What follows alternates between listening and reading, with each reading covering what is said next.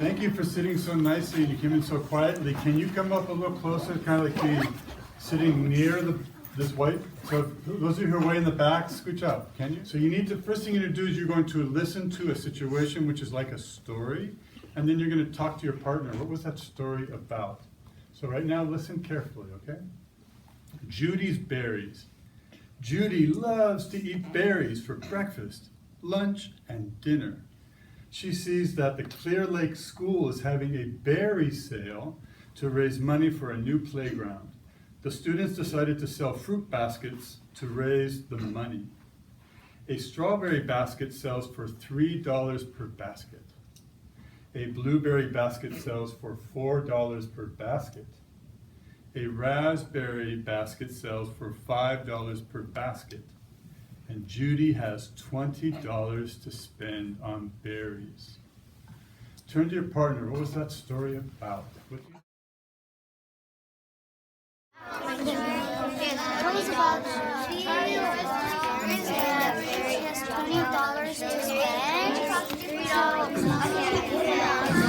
Heard about a big sale. Perfect. So right now, raise your hand if you can tell me something that you remember about that situation. You don't have to remember it all, but what was something that you remembered about it? Raise your hand and let me know. What would you remember about it? The person loved berries. Okay, there's someone who loves berries. Okay, so I'm going to write that up here. And here we have some berries, right? Yeah. What else do we remember about that story? Oh! Thank you. What do you remember? She has $20 to spend. Oh, there's something about $20. I'm going to write it like this. Is there another way we can write $20, by the way? Is there another way I can do it with something like that? It's an S and then 2 lines. So it looks like this, right? Does Does it have 2 lines or 1? I don't know. I think it's 1. I think it has 1 or 2. It's 2. I'll put 2 there. We'll put 2 there. But we know what that means, right? $20. Anything else about the story we remember? That the blueberries were $4. Oh, we knew something about blueberries. And blueberries are a type of berry. And they were $4 per basket. And these are right here, by the way. That's blueberries. They're blue. Makes sense, right? What's something else you remember? The raspberries cost $5. The raspberries, it's another kind of berry. And they're $5. And these are the raspberries right there. What's another thing you remember? I think the strawberries cost $7. You think the strawberries cost $7? Well, there were strawberries. There was 3. Well, there were strawberries, which is another type of berry right there, right? Did they cost $7? They might have cost $7. Well, or they might have cost 3. We'll find out. We're going to read it again. But good thinking there. This is a really great summary of the story. So now we're going to read it again, but this time you get to see the words. It'll probably help you remember them a little bit better. So there it is. And what we're going to do right now, we're going to read it a second time, and we're going to read it all together, a group reading of the problem. I'll point to the words, and we'll read them together, okay? And as you're reading the problem, I want you to notice 2 things. I want you to notice the quantities. And quantities are like numbers. And then I want you to notice units. And units are things that we count. So for example, if I tell you I have 2 sisters, the quantity is 2, and the unit is sister, because I'm counting my sisters. Does that make sense to you? Okay, so when I say go, we're going to start up here and read the problem together, okay? Go. Judy's berries. Judy loves to eat berries for breakfast, lunch, and dinner.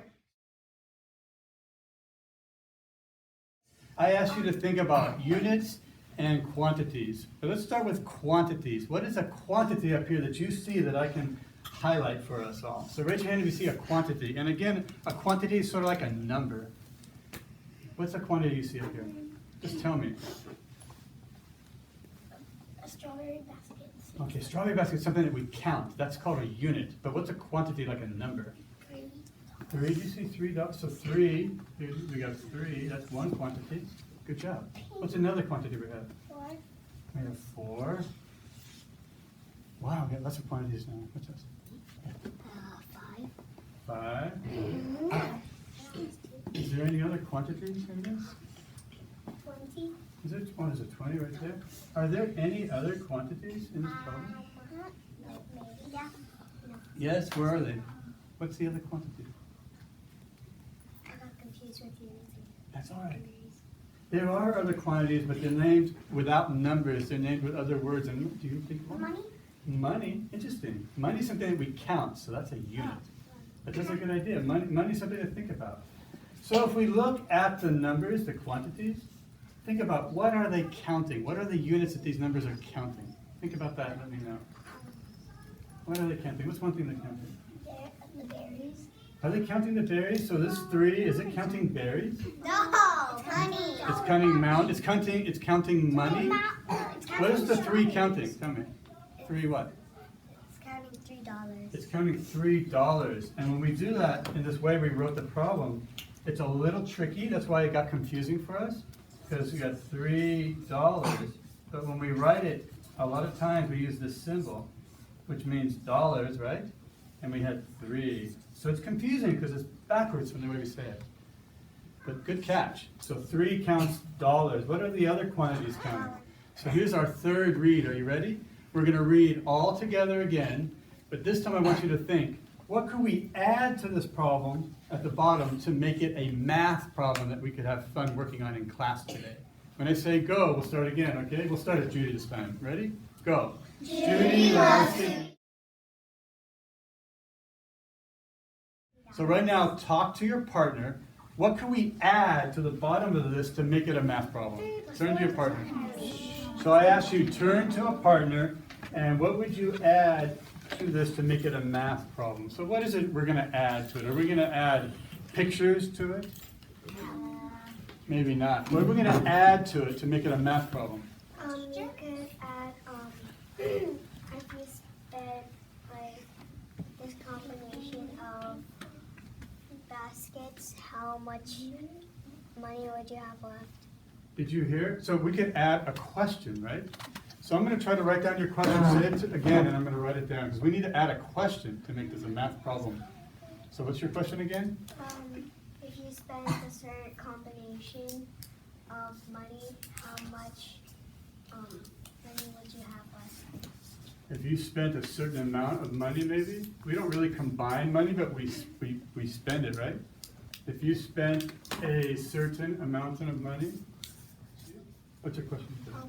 What's a possible combination of raspberries, strawberries, and blueberries? What is a possible, when you say possible combination, what do you mean? Can you explain it to me? Like, a possible amount to, berries that would cost $20. Oh, so some combination of, like some strawberries, some blueberries, and some raspberries? $20? Yeah. I'm going to get this down because I want to respect, what's your name again? Lucas? What is a possible combination of blueberries that you can buy with, do you have to add up to $20 exactly for your question? No. Yes. No. Exactly, so I'm going to write exactly. It makes it an interesting problem too, right? Maybe we have room for one more question. Did you want to say it now? Counting up 3 plus 4 plus 5 equals 12. Mm-hmm.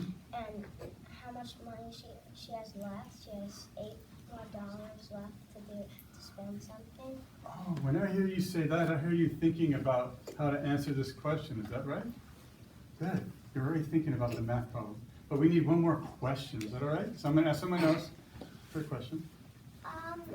If Judy only wanted to buy raspberry baskets, how many raspberry baskets could she spend with her $20? If Judy only wanted raspberry baskets,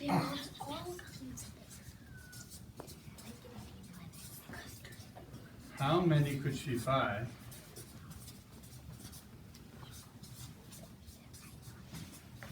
Wait, sis. For your question, does it have to be $20? $20. Exactly. Do you have to buy? You have to use all your $20? That's what he's asking. Exactly again, like this one, or does it matter? Can you get some change? So we'll just say with $20. That's a different question. So we have 3 different questions, and I think your minds are already answering them. So this is what you're going to do right now. You can choose one of these 3 questions to work on. Or, and get this is the fun part, or you and your partner can make up your own question. So I'm going to put these questions up here in the front. So you can choose a question, and you're going to go to the table, and I already put it out here. You have this big paper. You're going to hold it horizontally. When you've decided what question you're going to answer, you're going to write it on here on the top with pens, and then you're going to work on it together, and you both have to be working on the answer to this problem together.